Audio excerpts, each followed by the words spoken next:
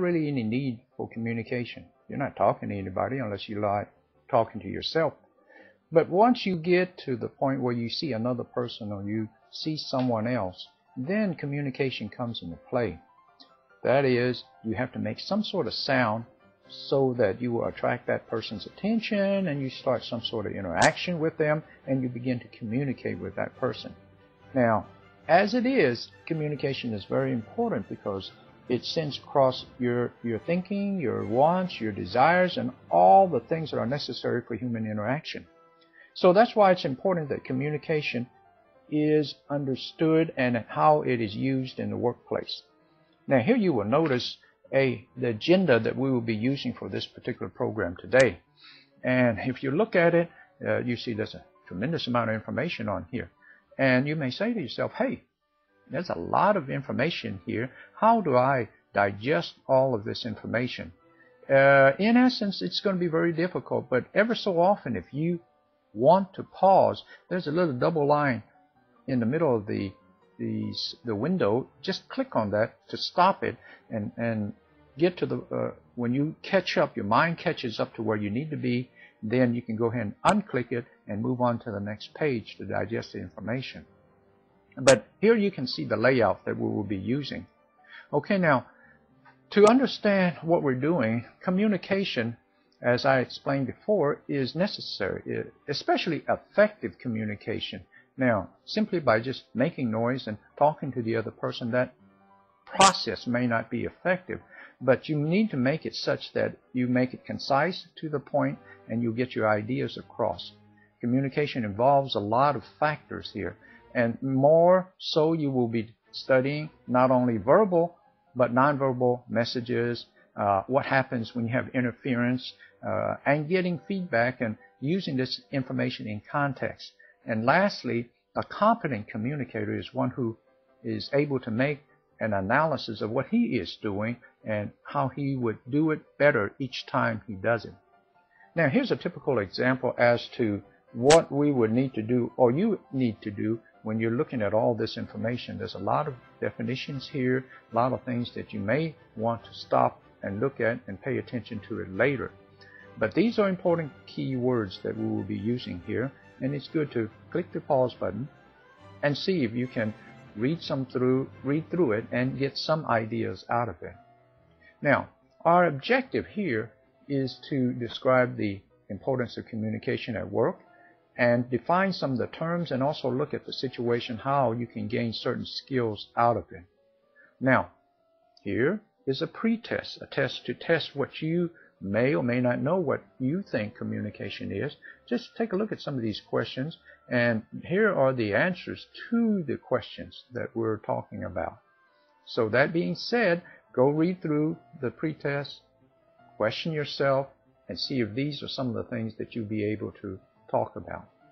And now, from our purpose, we're going to go into communication in the workplace. Now, the individual who is involved in trying to get you into the workplace is considered an entrepreneur, the guy who starts the business. He will have people working for him so that he himself will consider whether he is an effective communicator, because he has to get things done.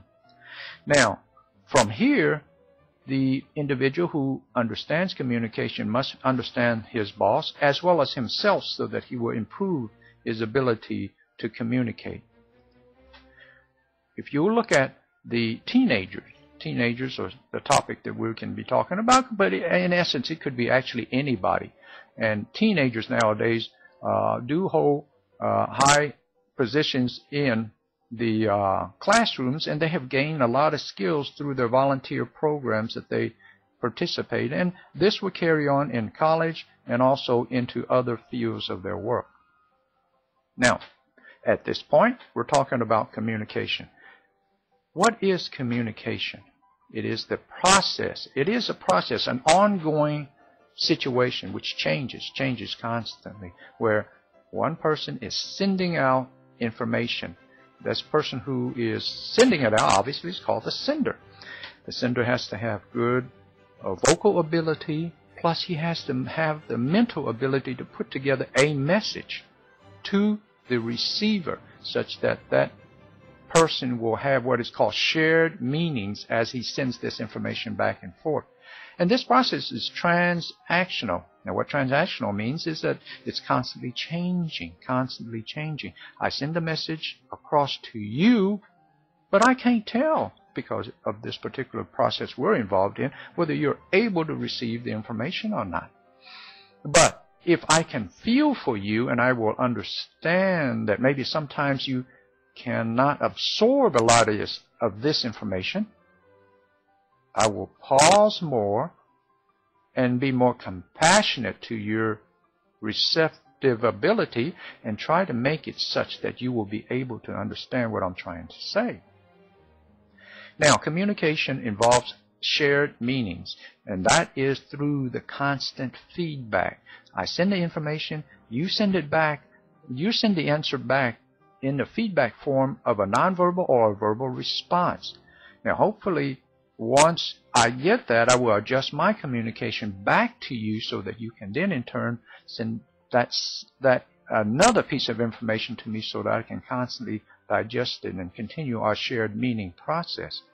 Now, in this communication process, sometimes you have noise, too much noise from the outside. You could have an airplane going over. You could be distracted from other things. That's called interference. Communication in context, in a setting that you are already familiar with, that context needs to be one that you and I understand. Now, in the workplace, there are a lot of things that need to be done. And if we don't do it right, then there's going to be a breakdown of communication. Now, there's where self-feedback comes into play, and that's when you need to pay attention to your actions and how and what are you telling the other person so that you know that something is going on.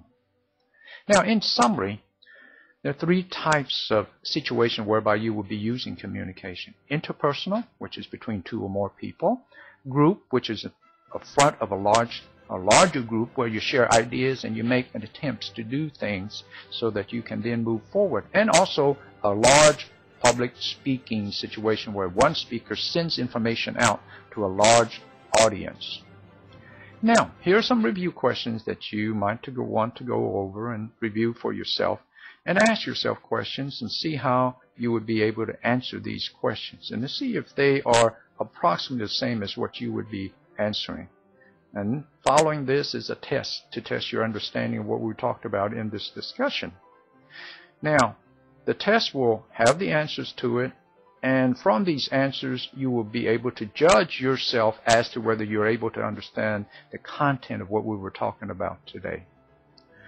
So I hope this is something that you can use, and if you can,